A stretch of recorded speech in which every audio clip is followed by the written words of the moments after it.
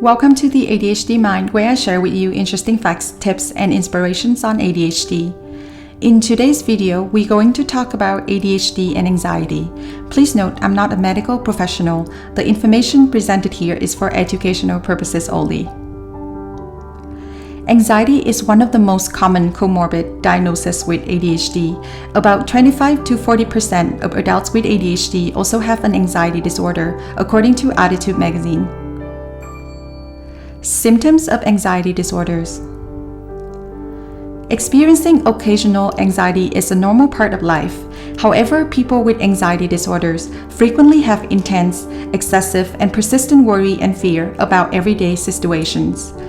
Often, anxiety disorders involve repeated episodes of sudden feeling of intense anxiety and fear or terror that reach a peak within minutes, which are panic attacks. These feelings of anxiety and panic interfere with daily activities, are difficult to control, are out of proportion to the actual danger, and can last a long time. You may avoid places or situations to prevent these feelings.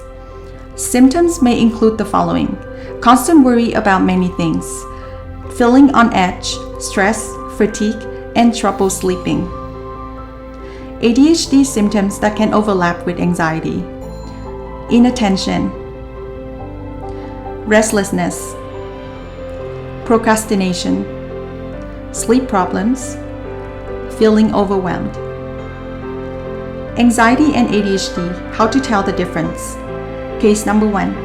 Anxiety comes as a result of ADHD. ADHD can make our lives so overwhelming and chaotic, and our days unpredictable. It can give us a lot to worry about. Whether we will turn that project in on time, whether we'll be able to get our essay done, whether we'll be on time for that appointment, what we're going to forget next, whether our abilities will show up when we need them the most. Since most of the time we can't control our attention and focus, we never know how a particular day will play out, whether it will be an extremely productive day or one of those days where we'll get nothing done. That can leave an individual with ADHD in a constant state of worry or anxiety, which was caused by their ADHD. In this case, anxiety is a secondary problem to your ADHD. Case number 2. Anxiety as a separate condition on top of your ADHD.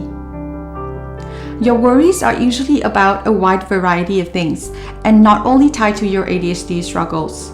You can discuss with your doctor to see where your anxiety comes from to find the best treatment option.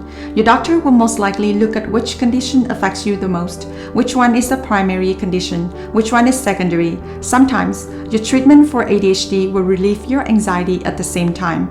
If your anxiety is a separate condition and not a symptom of ADHD, your doctor might need to treat both conditions at the same time.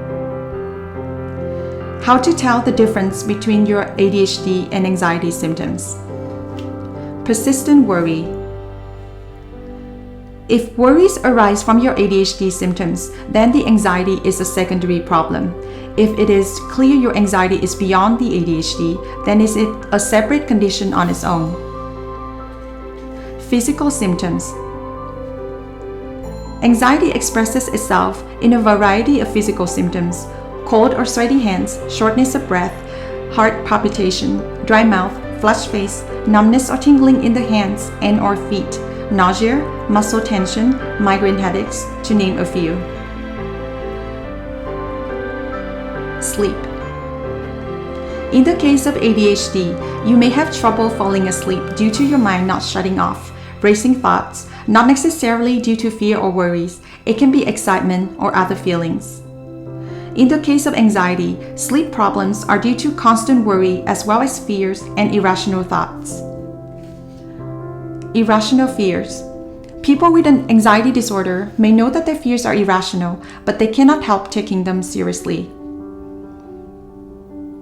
Avoidance. One of the common behaviors of anxious people is avoidance, whether it is about things perceived as contaminated, OCD, or socially related situations, social anxiety disorder. Avoidance is an attempt to prevent feeling anxious. Attention and focus. With ADHD, distracting thoughts can be pleasant or anxiety-provoking. With an anxiety disorder, a person finds it hard to stay focused because of worry, fear, and obsessive, unwanted thoughts. Dealing with change. Most people with ADHD enjoy change because they often get bored easily and their brains crave stimulations. They find routines boring and hard to stick to. On the contrary, most people with anxiety prefer to stick to routines and know exactly what to expect next because change and the unknown make them feel anxious. They prefer certainty. How to cope with ADHD and anxiety. Distract yourself. Try to distract yourself with other activities when you're stuck in a worry and anxiety cycle. Once you focus less on your anxiety, it will go down gradually instead of escalating. It can be breathing exercises, soothing music, meditation, or any other activity that can help you calm down in the moment. Write down your thoughts.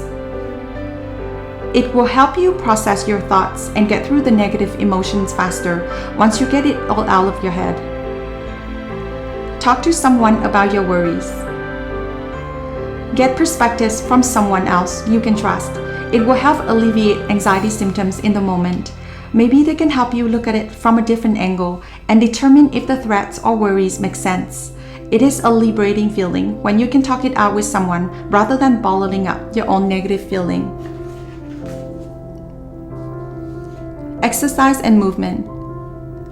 Whenever you feel extremely overwhelmed and drown in fears and worries, a short walk in nature or a quick workout can sometimes help reset your mental state and make you feel better in the end.